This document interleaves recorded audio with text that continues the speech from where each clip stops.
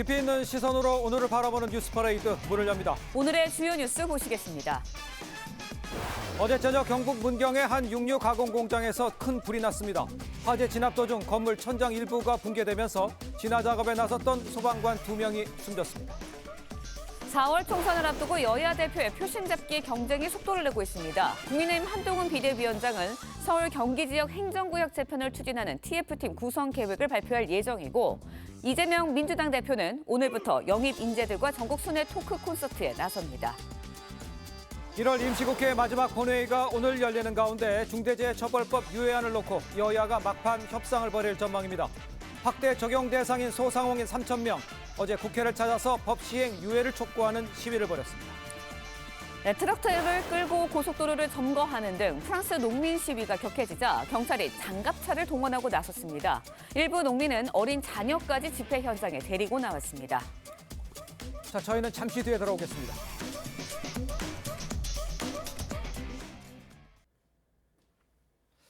시청자 여러분 안녕하십니까? 목요일 아침 뉴스 퍼레이드 이상목입니다. 경북 문경의 한 육류 공장에서 불이 났습니다. 화재 열기로 건물 일부가 무너져 내렸는데 현장에서 진화 작업을 하던 소방관 2명이 숨졌습니다. 첫 소식 조유진 기자입니다. 대형 공장 창문으로 시뻘건 불길이 거세게 뿜어져 나옵니다. 공장 일부는 화재로 무너졌고 주변은 시커먼 연기로 뒤덮였습니다. 어제 저녁 7시 47분쯤 경북 문경시 신기 제2일반산업단지에 있는 육가공품 제조공장에서 불이 났습니다. 붉은 태양이 있을 정도로 해가지고 그 내부적으로 내가 불꽃이 올랐습니다. 그 하마 같으면은 다 삼켰을 정도로 불꽃이 셌습니다. 문경소방서가 즉각 화재 진압에 나섰는데 화재 열기에 건물 천장 일부가 붕괴되면서 소방관 2명이 고립됐습니다. 소방당국은 큰 불을 잡은 뒤 구조 작업에 들어갔고 새벽 0시 21분과 3시 54분쯤 심정지 상태로 쓰러진 소방관 2명을 각각 발견했습니다. 이들은 즉시 병원으로 이송됐으나 끝내 숨졌습니다. 숨진 구조대원은 화재 건물에서 인명수색을 하던 중 빠르게 번지는 불길에 갇혀 빠져나오지 못한 것으로 전해졌습니다. 저희 대원들은 오늘 현장에서 분명 최선을 다해서 인명 검색과 화재 진압을 했었고, 너무나 안타까운 일이 발생을 해서 좀 안타깝습니다. 불은 건물 4층에서 시작된 것으로 추정되는데 소방당국은 민관 합동 감식을 통해 정확한 화재 경위를 조사할 예정입니다. TV조선 조유진입니다. 2월의 첫날 중국발 미세먼지가 기승을 부리고 있습니다. 서울 등 수도권 미세먼지는 나쁨 수준이고 서해안 인천에는 초미세먼지 주의보가 발령됐는데요. 광화문에 나가 있는 취재기자 연결해서 자세한 상황 알아보도록 하겠습니다. 최수영 기자, 현재 도심 미세먼지 상황 어떻습니까? 네, 날씨는 그렇게 춥진 않지만 공기질이 나빠서 목이 다소 칼칼합니다. 광화문 일대엔 아침부터 미세먼지가 깔려 이 멀리 보이는 건물이 뿌옇게 보일 정도입니다. 서울의 미세먼지 농도는 현재 95세제곱미터당 마이크로그램으로 나쁨 수준을 보이고 있습니다.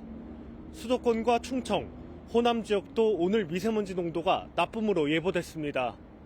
인천 광화군엔 새벽 3시 초미세먼지 주의보가 발령됐습니다. 중국 쪽에서 미세먼지가 유입되며 한반도 서쪽 지역을 중심으로 공기질이 나빠지는 겁니다. 반면 추위는 한풀 꺾였습니다. 아침 최저 기온은 전국이 영하 6도에서 7도, 낮 최고 기온은 1도에서 10도로 평년보다 포근하겠습니다. 동풍의 영향을 받는 일부 동부 지역엔 눈 소식이 있습니다. 내일까지 이틀 동안 강원도엔 5에서 10cm, 경북 북부 동해안과 북동 산지엔 3에서 8cm의 눈이 내릴 전망입니다. 서울 광화문에서 TV조선 최소영입니다. 자, 2월 첫날부터 미세먼지가 발생입니다. 서부 지역을 중심으로 공기질이 종일 탁할 것으로 좀 예상이 되고 있는 상황입니다. 네, 맹소영 기상 칼럼니스트와 함께 자세한 내용 짚어보도록 하겠습니다. 안녕하십니까? 안녕하세요. 지금 보면 추위가 잦아들면 바로 미세먼지 나오고 있어요. 얼마나 나쁜지 또 언제까지 이어질지 좀 설명해 주세요. 지금 인천 지역의 상황이 가장 안 좋습니다. 예. 매우 나쁨 단계를 보이고 있는데요. 예. 이 지역에서는 초미세먼지 주의보가 내려져 있는 상황입니다. 네. 그밖에 전남과 경남, 제주 지역을 제외한 전국 대부분 대부분 지역에서 나쁨 단계를 보이고 있는데 특히 경기가 69, 인천이 79, 서울은 72 마이크로그램을 보이고 있는데 보통 일반적으로 사람이 웅크리고 앉아 있을 때 그 공간 안에서 한 36에서 75 정도의 초미세먼지가 있다라고 하면 예. 나쁨 단계라고 하는데요. 앞서 말씀드렸던 수도권 지역 같은 경우에는 단계로는 나쁨이지만 사실 수치가 조금만 올라가더라도 매우 나쁨 수준 정도입니다. 일단 밤사이에 국외에서 날아온 미세먼지와 기류가 수렴하다. 그러니까 보통 모여들면서 미세먼지가 좀 축적하기 좋은 상황이 만들어졌기 때문인 건데요. 네. 그래도 다행인 게 오늘까지는 좀 서쪽 지역을 중심으로 나쁨 단계가 계속해서 좀 나타나겠고 예. 내일 오전에도 일부 지역 충청과 충남과 광주 전북 지역은 내일 오전까지도 나쁨 단계를 보이는 곳도 있기는 하겠지만 네. 오늘 오후부터는 바람이 좀 강해지거든요. 그렇기 때문에 좀 내일 오전까지만 미세먼지 일부 지역만 주의를 하신다라고 하면 이번 주 미세먼지 걱정은 안 하셔도 되겠습니다. 예. 네, 근데 요즘 독감 때문에 호흡기 질환 고생하시는 분들 많은데 미세먼지도 한파 못지않게 호흡기 증상 많이 유발하잖아요. 예방 어떻게 해야 되나요? 아무래도 최고의 예방책은 접촉하지 않는 것이 좋습니다. 그래서 오늘처럼 네. 좀 고농도 미세먼지 농도를 보이는 날에는 특히 뭐 노약자나 어린이들, 호흡기에 좀 취약한 그런 취약계층들은 예. 좀 바깥 외출을 좀 자제하시는 게 좋겠는데요. 네. 특히 한국환경공단에서 제공하는 에어코리아, 요즘에는 뭐 미세먼지 관련한 앱들이 굉장히 많은데요. 네. 에어코리아라는 홈페이지를 좀 접속을 해서 내 주변 지역과 시간대별의 주변 지역의 미세먼지 농도 상황이 좀 어떤지를 좀 지켜보시면서 예. 외출을 계획하시거나 외출을 하셨을 때는 아무래도 좀 미세먼지를 많이 유발시키는 도로 주변이라든지 공사장 주변은 좀 피하시는 게 좋겠고요. 그리고 밖에 나가실 때 특히 렌즈 끼신 분들 같으면 예. 중금속을 포함한 미세먼지가 좀 눈의 건강에도 굉장히 안 좋기 때문에 이럴 때는 좀 렌즈보다는 안경을 좀 착용하고 밖에 나가시는 게 좋은 방법이 되겠습니다. 네. 알겠습니다. 조금 전에 그 네. 남산 현지장 다시 한번 좀 보여주시죠. 네. 보면은 지금 아주 뿌옇게 지금 보이고 있는 상황인데 지금 이 시각 현재 미세먼지 상황이거든요. 예. 저렇게 이제 뿌연 도심의 상황이 있는 상황이고 동해안은 많은 눈이 내릴 거다 이런 얘기가 있어요. 보통 이제 12월부터 1월 달에는 예. 우리나라 서쪽 지역 예. 해안이라든지 제주도 지역에 좀 많이 눈이 내리는데요. 이럴 네네. 때는 찬 공기가 서쪽으로 깊게 파고들면서 보통 따뜻한 서해 바다와 찬 공기가 맞닥뜨리면서 만들어지는 해기차의 영향으로 보통은 이제 우리나라 서쪽 지역에 많은 양의 눈이 내리게 됩니다. 네. 그런데 지금은 이제 2월을 맞이하지 예. 않았습니까? 이럴 때는 이 북쪽에서 확장하는 찬 공기가 보통 동쪽으로 이동을 하기 때문에 우리나라 북동쪽 지역에 이렇게 고기압이 위치하게 되면은 동풍이 유발되는데 이 동풍 같은 경우는 마찬가지로 상대적으로 따뜻한 동해 바다 위에서 찬 공기가 만나면서 만들어진 눈구름이 네. 강원 산맥을 좀 치면서 많은 양의 눈을 뿌리게 되는 경우입니다. 특히 동해안 같은 경우는 서해안보다도 훨씬 더 따뜻하기 때문에 바다가 훨씬 더 폭발적인 눈구름을 만들 수가 있는데요. 예. 내일까지 특히 강원 산간 지역, 산을 타고 넘을 때 더 발달한 눈구름의 영향으로 강원 산지와 동해안 지역은 5에서 10cm, 많은 네. 곳은 15cm 이상의 눈이 내릴 것으로 보이고요. 그밖에 경북 지역으로도 3에서 8cm, 많은 곳은 10cm 이상의 폭설이 예상되기 때문에 이들 지역에서는 좀 많은 눈으로 인해서 피해 입지 않도록 주의를 하셔야겠습니다. 네, 당분간 이제 강수 예보가 좀 이어질 것으로 예측이 예. 되고 있는데 올겨울 예년에 비해서 특히 비가 많이 내리는 것 같아요. 맞아요. 맞습니다. 지난 12월 같은 경우에도 많은 양의 눈이 내렸기 때문에 행안부의 경우에는 12월에 평년 이맘때보다의 제설제량이 훨씬 더 많이 소진이 됐다라고 이야기할 정도인데요. 아무래도 올해 같은 경우에는 좀 이슈 상황이 엘니뇨라고 해서 저기 먼 적도 동태평양 부근의 해수면 네. 온도가 높은 예. 상태가 유지가 되는데 보통 이들 지역의 해수면 온도가 높은 상태가 유지가 될 경우에는 우리나라 부근 쪽으로 다량의 수증기가 유입이 되고 있고요. 또 다른 이슈는 우리나라 주변의 해수면 온도가 지금 높은 상태가 유지되고 있는데 이렇게 바다가 뜨겁다라고 하면은 바다가 머금을 수 있는 수증기량이 늘어나는데 결국에 그 수증기량은 비를 발달시키고 눈구름을 발달시키는 어떻게 보면은 좀 에너지원이 될 수 있기 때문에 좀 올해 같은 경우에는 기압골이나 저기압이 자주 지나기도 했지만 예. 폭발적으로 이 강수를 좀 만들었다는 특징을 가지고 있습니다. 네. 알겠습니다. 아직 그 겨울이지만 봄 얘기 잠깐 해보죠. 진해 군항제가 3월 22일 열린다고요. 네. 그러니까 딴 때보다 빨라졌다는 뜻입니까? 또 개화 시기가 빨라져서 그런 겁니까? 왜 그런 겁니까? 보통 이제 2010년부터 2019년까지 벚꽃 콘서트의 가장 이제 명소라고 하면은 진해 군항제를 좀 볼 수 있는데요. 맞아요. 이들 지역에 축제가 내렸을 때는 보통 4월 1일에 개막식을 좀 가졌습니다. 뭐 이제 추운 날씨에서 봄을 연상하면 다들 기분이 좋으셔서 꽃 네. 보러 가고 싶지만 사실 이렇게 꽃 피는 시기가 앞당지고 있다는 것이 가장 두드러지는 대표적인 기후 변화. 예. 특히 지구가 따뜻해지기 때문에 꽃들도 일찍 좀 핀다는 건데 좀 과거에 비해서 한 일주일 가량 앞당겨지고 있는 추세입니다. 예. 네, 다음 주면 설 연휴거든요. 날씨 맞아요. 짧게 좀 설명해 주시죠. 다음 주도 좀 비 예보가 좀 잦습니다. 아, 그래요? 이번 주말에도 좀 눈비 예보가 좀 있는데요. 눈비가 그치고 나면은 좀 기온이 낮아지기 마련이기는 합니다. 예. 다음 주 특히 연휴가 시작되는 목요일부터는 네. 기온이 다시 내림세를 보이면서 예. 현재까지로는 평년보다 살짝 낮은 정도, 한파 정도는 아니기는 한데 워낙 기온이 좀 포근한 탓에 또 떨어지는 기온이 상대적으로 춥게 느껴질 수 있기 때문에 반짝 추위라는 점 좀 감안하시고 대비를 하셔야겠습니다. 알겠습니다. 오늘 말씀 여기까지 듣겠습니다. 고맙습니다. 고맙습니다.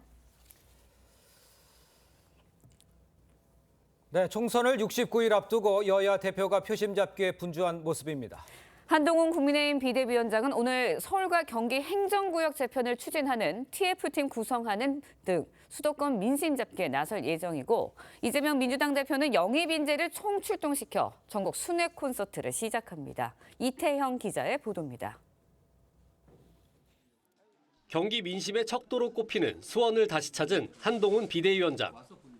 철도 지하화를 내세워 지역 민심 잡기에 나섰습니다. 철도를 지하화하는 것이 굉장히 고착화된 이 격차를 해소할 수 있는 문제라고 생각합니다. 한 위원장은 이른바 메가시티 프로젝트도 재가동합니다. 오늘은 서울과 경기 지역 행정구역을 재편하는 전담 TF를 만들고 관련 계획을 발표할 예정입니다. 이재명 대표도 수도권 철도 지하화를 발표하는 등 맞불을 놓습니다. 서울 지하철 1호선 신도림역을 방문해 관련 계획을 설명할 예정입니다. 이 대표는 또 외부 영입 인재 12명과 오늘 서울을 시작으로 4일 대전, 5일 광주 등 전국 순회 콘서트에 나섭니다. 앞서 저출생애법을 내놓으며 젊은 층도 공략했습니다. 대학도 교육비 부담을 모두가 함께 책임지는, 즉 무상화하는 방안을 검토해야 된다, 그런 뜻입니다. 이준석 대표와 개혁신당 지도부는 어제 첫 지역 일정으로 세종을 찾는 등 제3지대도 본격 총선 행보에 나서고 있습니다. TV조선 이태영입니다. 네, 오늘 임시국회 마지막 본회의가 열리는데 여야 중대재해처벌법 확대 시행을 위한 이 최종 논의를 할 예정입니다. 하지만 법안 처리가 쉽지 않아 보이는데요. 소상공인 3천 명은 어제 국회를 찾아가 유예를 촉구하는 시위를 벌였습니다. 지선호 기자의 보도입니다. 중소기업 17개 단체와 소상공인 3천여 명이 국회 계단을 가득 채웠습니다. 지난 27일부터 50인 미만 사업장까지 확대된 중대재해처벌법을 2년 더 유예해달라고 촉구했습니다. 중대재해처벌법 적용을 유예하라! 유예하라! 중소업체들은 준비 시간이 더 필요하다고 호소합니다. 50인 미만 기업에 대한 국가 지원 컨설팅은 작년부터 시작되었고 기업 입장에서는 고작 1년의 기간만 주어졌습니다. 법 적용 이후 산업 현장에서 인명 피해가 발생하면 사업주는 1년 이상의 징역에 처해질 수 있습니다. 모든 중소기업 사장들에게 징역을 살 수 있다는 불안감과 폐업으로 인해 죽기까지 만들 수 있는 법입니다. 대여섯 명을 고용하고 있는 소규모 영세 업체들은 더 막막합니다. 수고하고 그런 것들은 있을 수 있잖아요. 근데 이 상태에서는 우리가 뭐 어떻게 전 자동화를 할 수도 없는 거고 그럼 일 다 못 하는 거죠. 노동계는 법 유예는 있을 수 없다며 준비 부족을 정부와 여당 탓으로 돌렸습니다. 독려하고 지원하고 독촉해서 준비를 할 수 있도록 해야 합니다. 그런데 준비가 안 됐다면 그것은 정부와 여당이 방치한 것입니다. 여야가 본회의 직전까지 막판 협상을 벌일 예정이지만 추가 유예 가능성은 낮아 보입니다. TV조선 지선호입니다.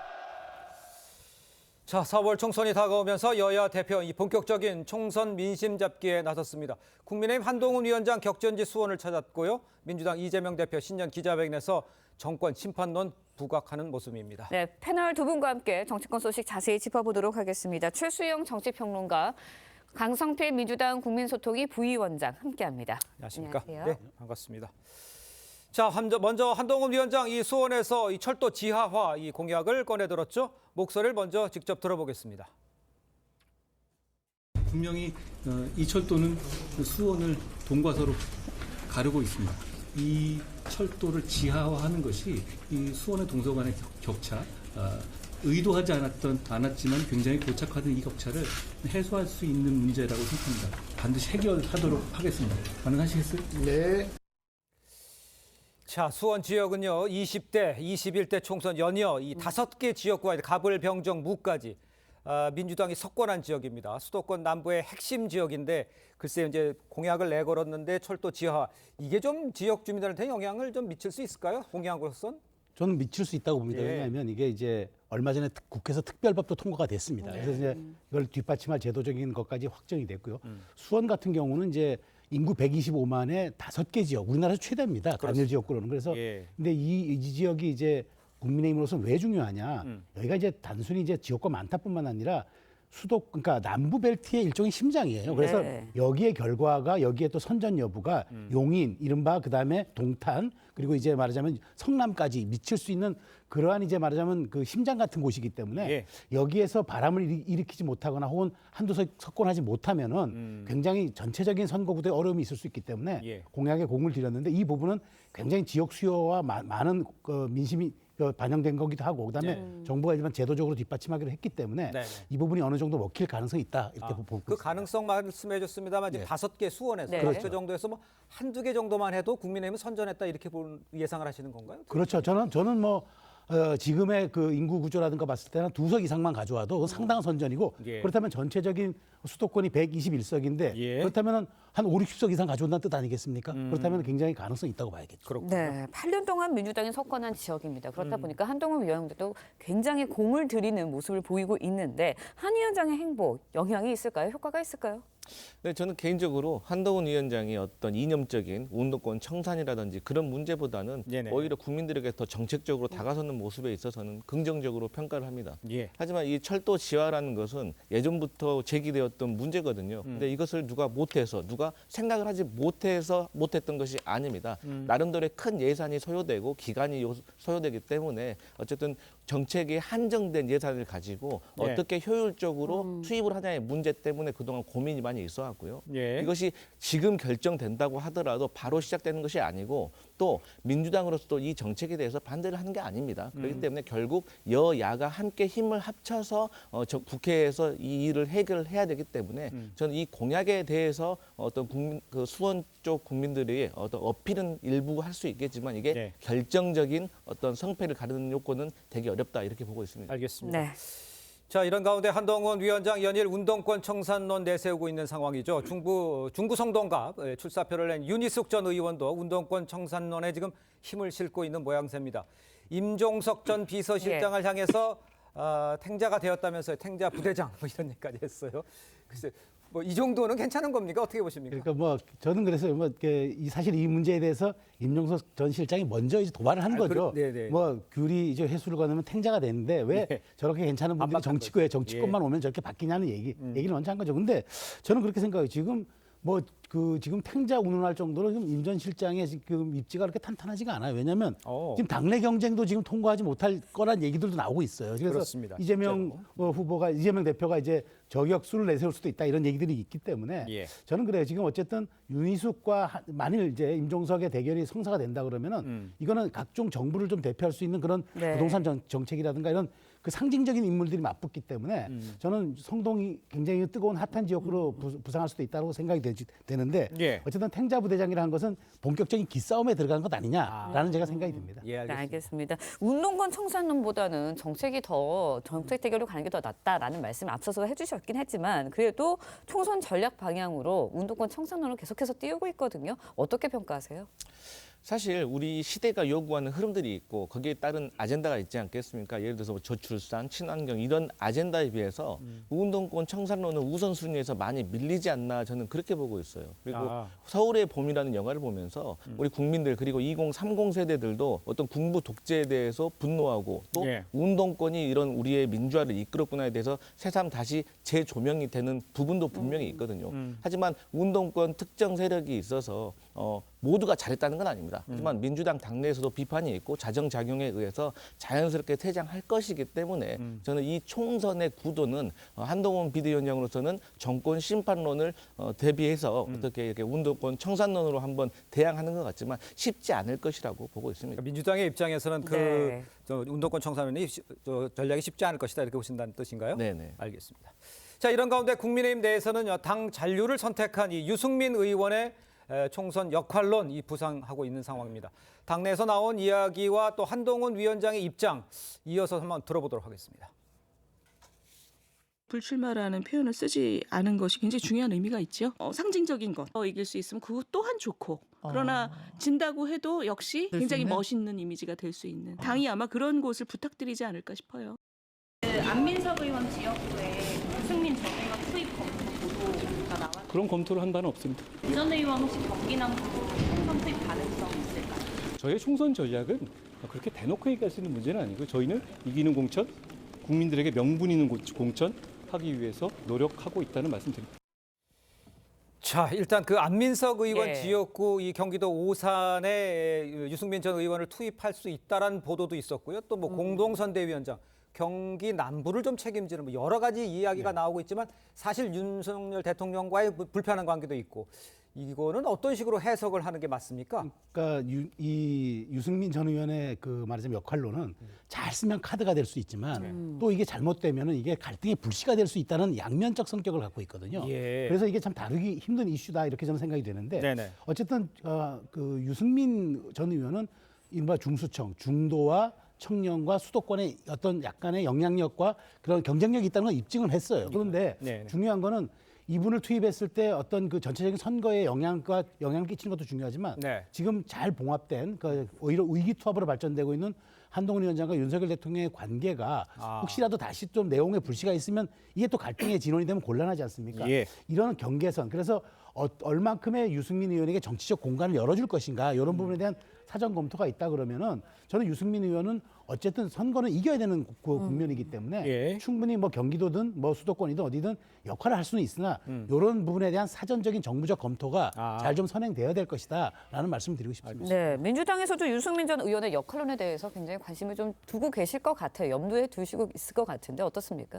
네, 사실 뭐 저희 당 얘기가 아니기 때문에 조심스럽지만 저는 첫 번째로 유승민 전 의원이 출마를 하려면 한동훈 비대위원장과 용산의 출마는 안 한다고 공천 받지 않겠다고 얘기했잖아요. 그러니까 전략 공천이든 어떤 전략 형식으로든지 간에 한동훈 비대위원장의 전략 카드로 유승민 전 의원을 오선에 출마시킬 수도 있는 거 아니겠습니까? 그런데 이런 얘기가 솔솔 나오기도 한 것은 말씀하셨듯이 유승민 전 의원이 중도층에 대한 소구력이 있고 그만큼 또 어떤 국민적인 어떤 요구가 있는 것도 사실입니다. 하지만 방금 말씀드렸지만 이 용산 대통령실과의 어떤 조율 그리고 당 내에서도 윤석열 대통령에 대한 너무 강한 강도의 비판에 대해서 비난을 하고 있는 당원들로 많아서 일단은 좀 지켜봐야 될 문제다 이렇게 보고 있습니다. 유승민 의원이 공천 신청을 안 하겠다는 얘기를 제가 말씀드렸던 겁니다. 자, 계속해서 민주당 이야기도 해보겠습니다. 이재명 대표가요 어제 신년 기자회견에 윤석열 정부를 강하게 비판을 했습니다. 목소리를 직접 들어보겠습니다. 국민 통합에 앞장서야 할 대통령이 국민을 편가르고 시대착오적인 이념 전쟁을 벌인 결과 우리 사회는 더 극심하게 양극단으로 치닫게 됐습니다. 저는 이번 저에 대한 소위 암살 시도, 이 정치 테러가 개인에 의해서 벌어진 일이라고 생각하지 않습니다. 운동권 청산이니 뭐 자객 공천 이런 얘기들이 있는 것 같은데 사실 지금 청산해야 될 가장 중요한 과제는 검사 독재입니다. 제가 좀 두 가지로 좀 나눠서 질문을 좀 드려야 될 것 같은데 먼저 이재명 대표 한동훈 위원장이 꺼내든 이 운동권 청산론에 검사 독재 청산 맞대응 카드를 끌어들었습니다. 저 검사 독재 카드에 대해서는 먼저 어떻게 생각하십니까? 저는 저 부분은 이재명 대표의 메시지 관리의 패착이라고 봐요. 왜냐하면은 지금 사실은 그 한동훈 위원장이 운동권 청산을 꺼내든 것은 이게 시대 교체, 더 나아가 정치 교체를 우리가 해야 할 시기라는 것 아니겠습니까? 그러니까 각자의 역할이 소명을 다했으면 그걸로 종식을 해야 된다는 얘기인데 이재명 대표는 이제 말하자면 검사 독재 총선을 얘기했는데 독재라 하면 우리가 입법, 사법, 행정을 다 장악한 사람들을 독재한다고 얘기하잖아요. 근데 이재명 대표 입장에서는 지금 보면은 7개 사건에 10개 혐의로 재판받고 있지 않습니까?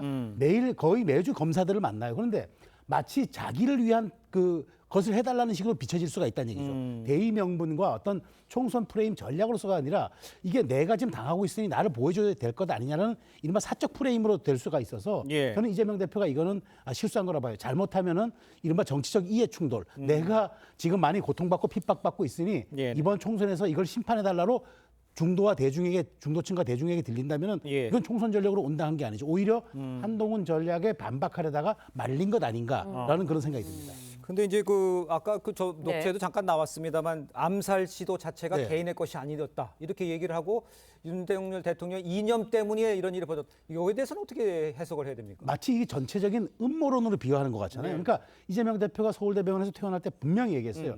이거는 극도의 말하자면은 증오 정치와 진영 정치가 나온 산물이라서 우리가 이제 이거를 이제 극복해야 된다는 취지로 얘기를 했는데 다시 지금 한 달이 지나서 이 얘기를 하는 거는 총선을 앞두고 진영 결집을 할 수 있을 건 좋으나 마치 이 사건에 배후가 있고 음모가 있고 이것으로 인한 내가 피해자라는 이야기를 적극 전달하는 것은 과연 저게 책임 있는 정치 지도자가 할 말인가? 그리고 왜 또 말이 바뀌었는가 그때와 여기에 대한 비판은 피해갈 수가 없다고 저는 생각합니다. 알겠습니다. 네, 한동훈 위원장의 운동권 청산론 그걸 좀 피해가기 위해서 이야기를 했다가 이제 좀 말렸다라는 표현을 좀 쓰셨거든요. 한동훈 위원장이 운동권 청산 강조하는 상황에서 야당은 이제 정권 심판론 이거를 또 맞선 구도로 하고 있는데 어저께 연설 어떻게 들으셨어요?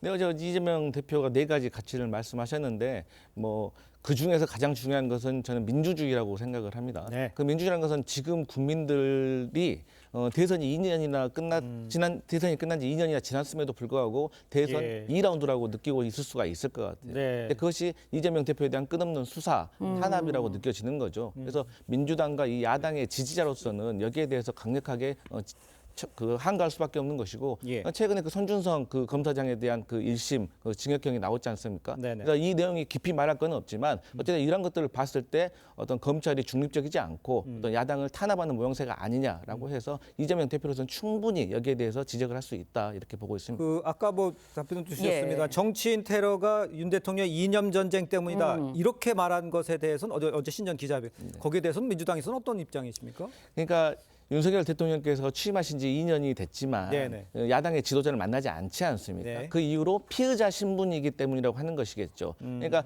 이것을 야당의 대표로 보는 게 아니라 범죄자로 보고 있기 때문에 이에 대한 증오와 혐오에 대한 어떤 잘못된 시선들이 있는 어떤 일부 국민들이 있다. 그래서 이러한 테러가 또 생기지 않았나 하는 주장이 있습니다. 알겠습니다. 선거제 개편에 대해서도 좀 알아봐야 할 것 같은데 선거제 개편에 대해서 이재명 대표는 아직 뚜렷한 얘기를 하진 않고 있어요. 당내 상황은 어떻습니까? 네, 당내에서 이제 전당원 투표를 통해서 이 문제를 해결하겠다. 그리고 길지 않은 시간에 해결하겠다라는 입장인데요. 어쨌든 이재명 대표로서는 여러 번 국민들께 준연동형 비례대표를 통해서 국민의 표가 최대한 많이 반영될 수 있다고 했지만 이 또 민주당으로서는 선거를 앞두고 어떤 의석수에 또 고민하지 않을 수 없지 않겠습니까? 그래서 이런 것들을 슬기롭게 풀어내기 위한 과정에 있다 이렇게 보면 되겠습니다. 너무 늦잖아요. 지금 이제는 다 해야 되잖아요. 너무 늦은 거 아니에요? 맞습니다. 그렇기 때문에 이제는 당내에서도 결정해야 된다. 이런 요구들이 강하게 있기 때문에 그래서 전당원 투표까지 이어지지 않나 그렇게 싶습니다. 알겠습니다. 네, 선거제 개편에 대해서 어떻게 얘기했는지 좀 들어봐야 될 것 같고 민주당이 이제 어제부터 지역구 예비 후보 대상 공천 면접을 시작을 했습니다. 인천 계양을의 공천을 신청한 이재명 대표 면접에 참가를 했는데요. 면접 본 후에 어떤 이야기를 했는지 먼저 들어보시죠. 질문이 상당히 많이 다양했던 것 같습니다. 성실하게 최선을 다해서 잘 답변하려고 노력했습니다. 혹시 대표님께 곤란한 질문은 따로 없었어요? 그 걱정인데 다행히 없었습니다. 사법 리스크 관련해서 질문 없었을까요? 자, 고맙습니다. 네, 이재명 대표와 맞들기를 선언했던 원희룡 전 장관도 어제 계양을 공천을 신청을 했습니다. 명룡대전 성사가 될까요? 저는 성사가 돼야 된다고 생각합니다. 왜냐하면 이재명 대표의 지역구 아닙니까? 근데 이재명 대표가 뭐 비례대표로 가나 딴 지역으로 가냐 얘기가 있는데 그건 알아서 할 문제긴 하지만 네. 뭐 2년 반밖에 안 된 지역구니까 예. 저는 지역구민에 대한 배려 차원에서 예의 차원에서 출마한다고 보는데 저는 오히려 또 원희룡 전 장관이 가기 때문에 이게 새로운 어떤 전 이번 선거에 총선에 가장 상징성 있는 지역구가 될 것 같아요. 왜냐하면은 이재명 대표를 그 이른바 당대표로 내세운 이재명의 민주당과 예. 윤석열 정부 초기 강요로서 윤석열 정부의 국토정책을 총괄했던 원희룡 전 장관의 대결이라 그러면 이거는 현 정부와 바로 지금 야당의 어떤 그 지금 말하자면 국정심판론 혹은 평가론의 가장 바로미터 안 되겠습니까? 예. 그런 측면에서 국민의 관심을 끌 뿐더러 저는 여기에서 나온 승부가 전체적인 흐름도 좀 좌우할 수 있는 그런 빅이벤트가 되기 때문에 예. 저는 명령대전이 성사돼야 된다고 보고 그렇다면은 굉장히 이번은 총선 전체가 인물구도로 갈 수 있는 좀 단초를 제공하지 않을까 그런 생각입니다. 알겠습니다. 네. 일단 그 면접 첫날부터 이제 친명과 비명 간의 신경전이 벌어졌던 모습이었다는 얘기를 많이 전해 듣고 있습니다. 본격 공천 국면에 접어들면 글쎄 모든 사람이 걱정하는 게 이제 비명과 친명의 계파 갈등 더 심화되는 거 아니냐 이런 얘기하는데 민주당 내 상황은 이걸 어떻게 보고 어떻게 해결할 방향을 잡고 있습니까? 네, 뭐 친명과 이제 비명 간의 대결에서 지금 뭐 친명과 친문의 대결 아니냐 이런 우려들이 나오고 있는데 사실 공천을 앞두고 항상 주주와 그렇긴 비주주 하죠. 간의 예. 파동은 있었습니다. 이것을 네. 어떻게 슬기롭게 잘 해결하느냐의 네. 문제인데요. 일부 지역구는 친문에 대한 어떤 비토가 있는 게 분명합니다. 예. 하지만 친명 원외 조직에서도 또 친명 현역에 대해서 지금 불출마해야 된다는 요구도 분명히 있거든요. 그래서 민주당 내에서도 이렇게 건전한 비판이 있기 때문에 네. 그래서 그렇게 뭐 걱정할 문제는 아니라고 보고요.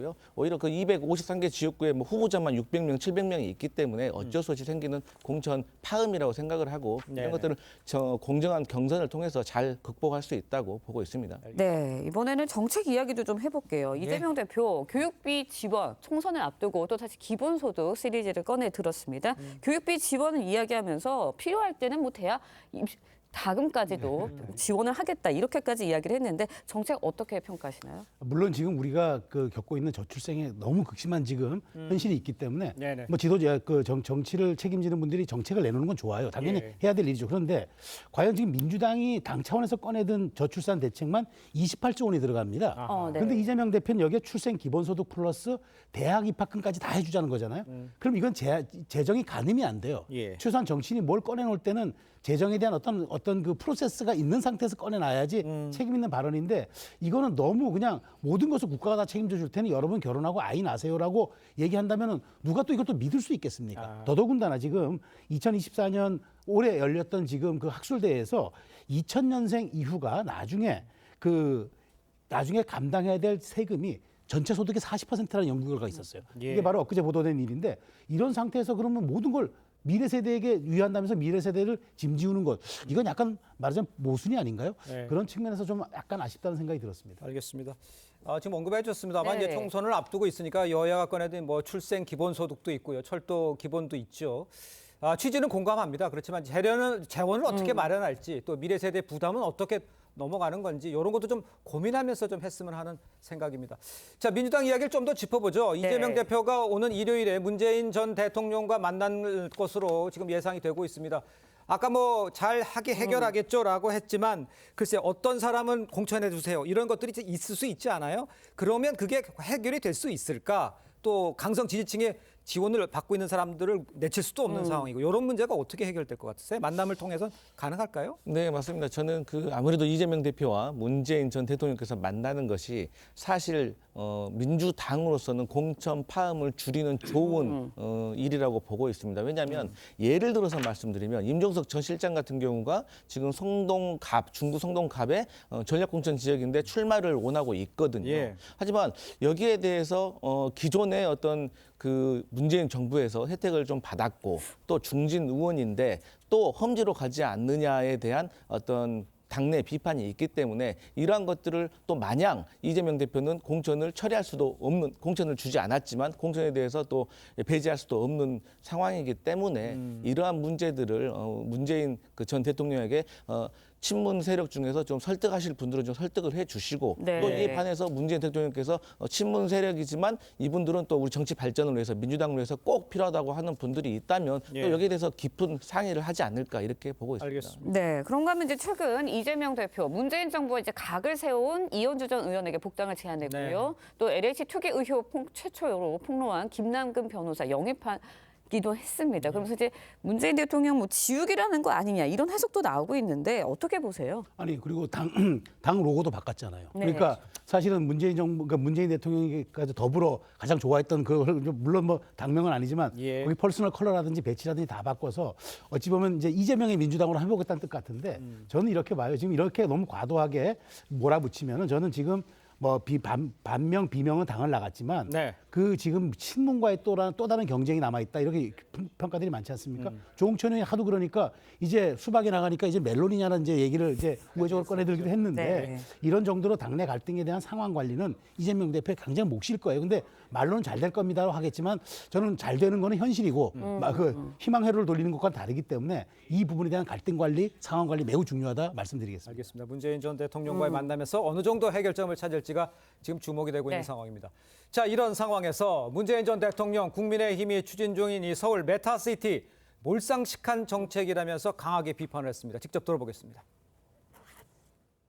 균형 발전과 자치분권의 가치가 다시 퇴행하고 있습니다. 선거를 위한 당리 당략이 지방을 죽이고 국가의 미래를 무너뜨리고 있습니다. 서울 메가시티 정책은 가뜩이나 비대한 서울을 더 비대하게 만들어 수도권 집중을 강화하는 몰상식한 정책입니다. 네, 몰상식한 정책이다라고서 강하게 비판했는데 여당에서는 그런 말 할 자격이 있냐 뭐 이런 반발의 목소리도 나오고 있습니다. 문 전 대통령의 발언 어떻게 들으셨나요? 네, 전직 대통령으로서 국가의 미래를 크게 영향을 줄 수 있는 정책에 대해서 얼마든지 의견을 필요할 수 있다고 봅니다. 네. 다만 정치적인 의견에 대해서는 많이 자제를 해야겠지요. 예. 그러니까 뭐 국민의힘이든 민주당이든 어떤 국가의 큰 정책을 논의할 때 원로들이라든지 공문들에게 조언을 듣지 예. 않겠습니까? 네. 그런 취지로 이해를 하시면 될 것 같고 문재인 대통령께서 말씀하셨듯이 특히나 이 메가시티 정책은 저희 민주당으로서 너무 졸속 정책이었다라고 비난을 많이 해왔었거든요. 예. 그래서 이러한 측면의 일환이라고 해석하면 될 것 같습니다. 이 시점, 이 시기에 얘기하는 것 좀 문재인 정부와 사람들과 생각했을 때 존재감 부각이다. 이렇게 평가를 하면 뭐라고 답하실 수가 있을까요, 사람들이? 그렇죠. 그러니까 당연히 지금 정치인의 발언과 행보에는 당연히 그 시대적인 지금 상황을 담고 있습니다. 네. 지금 조금 전에 우리가 다룬 주제처럼 지금 친문이라는 사람들을 많이 몰아낼 것이라는 얘기들이 좀 있고 저격 공천 얘기가 나오는 상황에서 문재인 대통령의 저 발언은 사실상 이재명 대표에게 내 역할과 우리 정부에 대한 어떤 그런 지분 같은 걸 완전히 인정해달라고 우회적으로 전달하는 역할도 하겠죠. 그래서 예. 지금 오히려 이 문재인 대통령의 발언 수위가 높아질수록 예. 민주당의 갈등 지수도 더 높아질 거고 문재인 전 대통령의 발언 수위가 낮아지면 갈등 지수가 낮아지는 거겠죠. 네. 그런 측면에서 이재명 대표가 문재인 전 대통령도 만나겠지만 지금 나올 수 있는 그런 이야기들에 대해서 잘 관리해 나가는 게 저는 이재명 대표가 가장 당면한 과제 같습니다. 알겠습니다. 네, 문재인 전 대통령의 발언 수위가 높아질수록 갈등 수위도 조금 높을 수도 있다 이런 말씀 해주셨는데 총선에서 조금 적극적으로 저 목소리를 낼 가능성도 있지 않겠냐라는 예측도 나오고 있습니다. 어떻게 보시나요? 네, 제가 앞서 말씀드렸지만 정책에 대해서 전직 대통령이 의견을 얘기할 수는 있지만 정치적인 문제에 대해서는 저는 자제를 해야 된다 그렇게 보고 있습니다. 예. 왜냐하면 어쨌든 현역이 아니지 않습니까? 그러니까 지금 주어진 총선 국면은 우리 현역들, 지금 현역 정치인들에게 맡겨두는 것도 예. 저는 그 전직 대통령으로서 보여주는 자세, 올바른 자세다 그렇게 보고 있습니다. 알겠습니다. 자, 두 분 말씀 오늘 여기까지 듣겠습니다. 고맙습니다. 맞습니다. 감사합니다.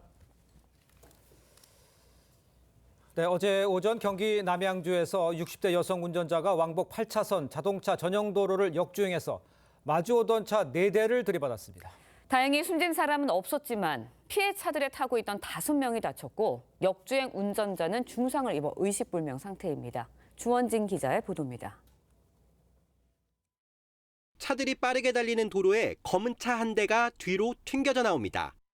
역주행 차와 부딪혔다 사고 수습을 위해 다시 앞으로 간 겁니다. 어제 오전 8시쯤 경기 남양주시의 한 자동차 전용 도로에서 60대 여성 A씨가 역주행을 해 마주오던 차 4대를 잇따라 들이박았습니다. 교통사고가 났다. 이렇게 정도는 8건 들었습니다. A씨는 중상을 입어 의식을 되찾지 못하고 있고 피해차 4대의 운전자 등 5명은 가벼운 철과상을 입었습니다. 사고가 난 현장입니다. 보시는 것처럼 허리 높이에 중앙분리대가 있어 반대편 차가 넘어올 수 없는 구조입니다. 경찰은 A씨가 도로 진입 때부터 반대 차선으로 길을 잘못 든 것으로 보고 있습니다. 어디서부터 왔는지는 확인은 안 되는데 위에서부터 쭉 한참 달려온 건 같아요. 경찰은 A씨 혈액을 국과수에 맡겨 음주나 마약 투약 여부 등을 확인할 방침입니다. TV조선 주원진입니다. 네, 민주당 전당대회 돈봉투 사건으로 구속 기소된 윤관석 의원이 1심 재판에서 징역 2년을 선고받았습니다. 강래구 전 한국수자원공사 상임감사에게는 1년 8개월형이 선고됐는데 유죄를 선고한 재판부가 내일부터는 사건의 정점으로 불리는 송영길 전 대표의 공판도 맡게 됩니다. 권영석 기자의 보도입니다. 윤관석 의원은 국회 체포동의안 표결을 앞두고 혐의를 전면 부인했습니다. 준 사람은 부인하고 받은 사람은 없는 부실한 부당한 영장 청구인 것입니다. 윤 의원은 2021년 5월 민주당 전당대회를 앞두고 당시 송영길 후보를 위해 돈봉투 살포를 기획한 혐의로 기소됐습니다. 1심 재판부는 윤 의원의 혐의를 모두 인정하고 징역 2년을 선고했습니다. 나는 인천 두라고 원래 안 주려고 했는데 얘들이 보더니 또 형님 계약한 김에 우리도 주세요. 또 그래갖고 거기서 3개 뺏겼어. 재판부는 함께 기소된 강래구 전 한국수자원공사 상임감사 역시 징역 1년 8개월에 벌금 600만 원, 추징금 300만 원을 선고했습니다. 법원은 두 사람이 정당 민주주의 신뢰를 훼손해 죄가 무겁고 그릇된 관행을 막기 위해서라도 엄중한 처벌이 필요하다고 했습니다. 법원이 모든 혐의를 인정하면서 사건의 정점으로 지목된 송영길 전 대표 재판에도 영향을 끼칠 전망입니다. 두 사람에게 유죄를 선고한 재판부는 송 전 대표 재판도 맡아 진행합니다. TV조선 권영석입니다. 네, 이른바 고발사주 의혹으로 기소된 손준성 검사장 1심에서 징역 1년을 선고받았습니다. 네, 관련 내용 정혁진 변호사, 조기현 변호사와 함께 자세히 짚어보도록 하겠습니다. 안녕하세요. 안녕하세요. 일단 근데 이 고발사주 의혹 사건 좀 가물가물하잖아요. 이제 재판부가 왜 손준성 검사장에게 유죄를 내렸는지, 이 사건이 어떤 거였는지 좀 설명이 좀 필요해 보입니다. 그 2021년 9월에 어떤 인터넷 매체에서 고발사주 관련해서 처음으로 의혹 보도를 했습니다. 그 내용을 보면 2020년 4월, 지금부터 거의 한 4년 전이죠. 총선 직전에 당시 대검의 수사정보 정책관이었던 손준성 검사가 그 고발장 등에 관련을 해가지고 그 만들어진 그 고발장을 김웅 당시 후보, 지금 국회의원 됐지만은 그 당시에는 후보였는데 김웅 후보에게 전달했고 이 김웅 후보가 다시 이것을 당에게 전달을 했다. 그런데 이제 구체적으로 살펴보면 고발 대상은 누구였느냐? 최강욱 후보, 유시민 전 이사장 이런 그 사람들이 고발 대상이었고요. 고발의 내용은 김건희 여사 등에 대한 명예훼손죄였다. 이런 것들이 그 고발 사주의 기본적인 내용이었는데 공수처에서 5년을 구형을 했었어요. 그런데 이번에 그 법원에서는 그 서울중앙지방법원에서는 1년 판결 1년 선고를 했는데 그 혐의가 크게 4가지였거든요. 뭐 공직선거법 위반, 그다음에 공무상 비밀 누설죄, 개인정보보호법 위반, 형사사법 절차 전자와 촉진법 위반 이렇게 4가지였는데 그 중에서 공직선거법 위반죄와 그 공무상 비밀 누설죄는 무죄가 나왔고요. 뭐 개인정보보호법 위반죄에 대해서만 유죄가 나와서 징역 1년이 나왔는데 가장 핵심인 공직선거법 위반죄에서 왜 무죄가 나왔는가? 이게 실질적으로는 고발이 안 됐어요. 그냥 고발이 안 되고 그냥 고발장만 전달된 그런 상태였기 때문에 공직선거법 등은 무죄가 나왔고 대신에 그 과정에서 개인정보보호법을 위반해서 개인정보를 침해했다. 그래가지고 징역 1년이 나온 것으로 그렇게 판단됩니다. 그렇군요. 네, 근데 재판부가 이제 징역 1년을 선고하면서 그 배경으로 정치적인 중립을 위반했다라고 판단을 했습니다. 그렇다 보니까 일각에서는 검찰의 정치 개입 논란 더 커질 수도 있을 것도 같다라는 이야기도 있습니다. 어떻게 보시나요? 예, 재판부가 명시적으로 이 정치적 중립을 어기고 검찰권을 남용했다라고 판시를 했습니다. 그러니까 이 사건은 특히 검찰이 향한 정치 개입이 아니냐의 문제 때문에 크게 이제 화제가 됐었는데요.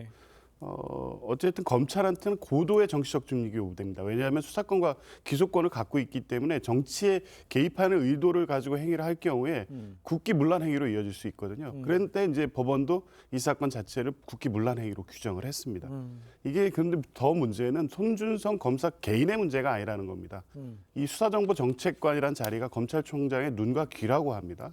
그리고 이 사건의 경우에 이 고발장에서 피해자는 윤석열 당시 검찰총장과 뭐 검사들 그리고 윤석열 검찰총장의 가족과 관련된 문제였고 예.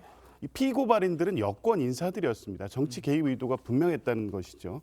이제 그런 측면에서 보면 그럼에도 불구하고 이제 기소가 된 것은 손준성 검사고 김웅 의원에 대해서는 이제 불기소됐기 때문에 여전히 수사가 미진했던 게 아닌가에 대한 문제가 계속 있습니다. 지금 조 변호사님께서도 언급을 해줬습니다만 그러면 그 김웅 의원은 앞으로 어떻게 되는 겁니까? 그 당시에는 무혐의 처음 받았잖아요. 일단은 공수처에서 손준성 검사에 대해서는 기소를 했는데 김웅 당시 후보에 대해서는 이첩을 했거든요. 왜 그러냐면 공수처법에 보면은 공수처는 검사 재직 중에 범한 검사의 범죄에 대해서는 기소할 수 있지만 김웅 당시 후보는 검사에서 퇴임한 직후 아니었겠습니까? 그러니까 공수처법상 공수처가 기소할 수 있는 그런 상황은 아니었고요. 그런데 검찰에서는 고발장이 전달된 경로가 불분명하다 이런 내용으로 이제 기소를 갖다가 안 했는데 요번에 1심에서 유죄가 나왔기 때문에 검찰에서 수사 재개해가지고 김웅 의원에 대해서 기소할 수도 있지 않을까 그런 생각이 듭니다. 네, 이번에는 다음 이야기도 짚어보도록 하겠습니다. 가상화폐 거래 의혹으로 논란이 됐던 김남국 의원에 대한 민사소송이 최근 김 의원이 유감을 표명해야 한다는 법원의 강제 조정 결정에 따라 마무리가 됐습니다. 김 의원이 사과문을 냈는데 어떤 내용인가요? 김남국 의원의 가상 화폐 거래와 관련해서 시민단체에서 이 민사 소송을 제기했습니다. 이 사건으로 인해서 정치적 손해를 입었다면 1,000만 원의 손해배상을 청구하는 소송을 제기했는데요. 이에 대해서 법원이 최초에 작년 말에 강제조정 결정을 한 바가 있습니다. 유감 표명을 하고 이 사건에 대해서 인정하는 취지, 재발 방지에 대한 노력을 한다라는 강제조정 결정을 했었는데 첫 번째는 김남국 의원이 여기에 이의 제기를 해서 다시 재판이 되게 됐었는데 재차 법원이 2차에 걸쳐 강제조정 결정을 했고 이거에 대해서 유감 표명을 하고 재발 방지에 노력을 한다라는 조정 결정이 있었고 이에 대해서 김남국 의원이 그런 관련된 취지에 맞는 입장 표명을 한 사건입니다. 알겠습니다. 그런데 이제 김 의원이 올린 사과문에는요. 마녀사냥했다, 이 공정하지 못했다, 억울하다 이런 내용이 지금 담겨 있는 것으로 전해집니다.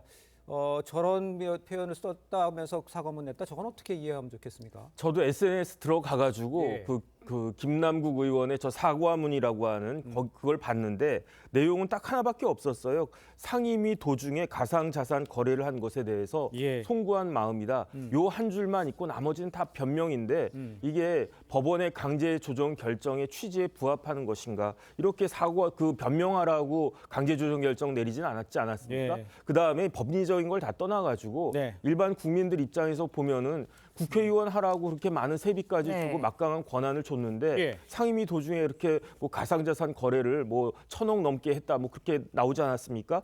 이 부분에 대해서는 도의적으로라도 제대로 된 사과가 필요했던 것이 아닌가 싶습니다. 알겠습니다. 자, 두 분 말씀 여기까지 듣겠습니다. 고맙습니다. 고맙습니다. 감사합니다.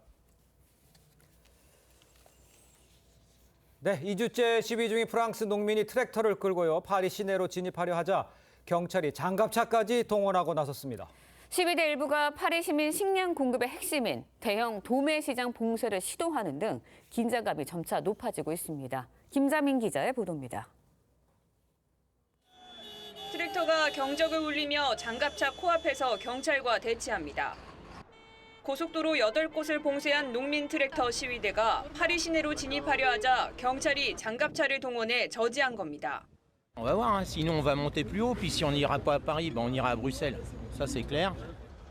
농민 시위대는 저렴한 외국산 농산물 수입 등에 항의하기 위해 프랑스 최대 농산물 도매 시장 진입도 시도하고 있습니다. 이 과정에서 농민 15명이 체포됐습니다. 일부 농민은 어린 자녀를 데리고 나와 시위를 벌이기도 했습니다. Il y a une Europe et puis qu'en Europe on devrait tous avoir les mêmes contraintes, les mêmes normes et puis qu'il n'y ait pas une concurrence déloyale. 도매 시장이 시위대에 점거되면 파리 등 주민 식량 수급에 차질이 있을 수 있어 당국은 긴장하고 있습니다. C'est vrai que je verrai la présidente de la commission jeudi, parce qu'on a demandé des choses très concrètes pour nos agriculteurs. 벨기에와 스페인, 포르투갈, 이탈리아 등 다른 나라에서도 트랙터 시위가 예고됐습니다. 유럽 전역으로 농민 불만이 확산되면서 EU는 우크라이나산 농산물의 관세 부과 계획 등을 발표했는데 이들 조치는 27개국 최종 합의를 거쳐 확정됩니다. TV조선 김자민입니다.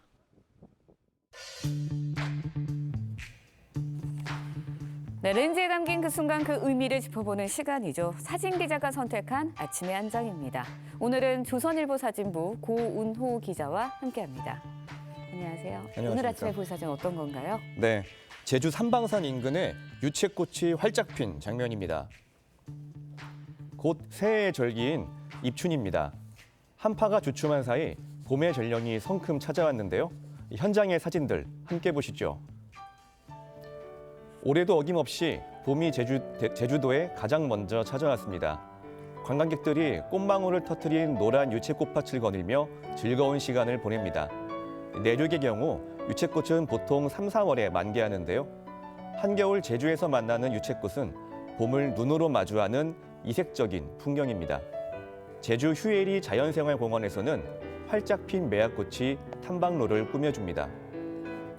네, 사진을 보니 풍경 속 관광객이 되고 싶은 생각인데요. 봄 소식을 알리는 다른 곳도 있죠? 네, 광주 무등산 국립공원에서 복수초가 개화했다고 합니다. 봄의 전령사로 불리는 복수초가 혹독한 겨울 추위를 이겨내고 자태를 드러냅니다. 복과 장수를 주는 풀이라는 뜻을 가진 복수초는 자체 발열로 눈을 뚫고 나옵니다. 꽃이 피면 주위 얼음이 동그랗게 녹아 얼음 새꽃으로도 불립니다. 한파 이후의 꽃사진들 참 반가운데요. 입춘을 앞둔 봄의 시작 잘 봤습니다. 아침의 한 장이었습니다. 2월의 첫날 오늘도 공기가 탁합니다. 현재 인천은 80 마이크로그램으로 매우 나쁨 단계에 보이고 있고요. 서울도 69 마이크로그램보다 어제보다 수치가 더 나빠졌습니다. 오늘 경기 남부와 충남도 오전에 매우 나쁨 단계까지 일시적으로 수치가 높아질 수 있겠습니다. 현재 남부지방을 중심으로 비구름이 지나고 있습니다. 비는 오전에 대부분 그치겠고 제주는 모레까지도 비가 이어지겠습니다. 한편 동풍의 영향을 받는 동해안으로는 오전부터 눈이 내리겠는데요. 내일 아침까지 강원 영동에 최대 15cm 이상, 경북 북부에도 최대 10cm 이상의 많은 양의 눈이 내려 쌓이겠습니다. 오늘 한낮 기온 어제보다 기온은 낮겠지만 여전히 예년 기온보다 높겠습니다. 서울이 7도, 대전과 전주 8도, 대구와 울산 9도 예상됩니다. 절기 입춘인 일요일에는 전국 대부분 지역에 비나 눈이 내리겠습니다. 날씨였습니다. 네, 이상으로 목요일 뉴스 퍼레이드 마칩니다. 네, 저희는 내일 아침 7시 30분에 다시 찾아뵙겠습니다. 시청해주신 여러분 고맙습니다.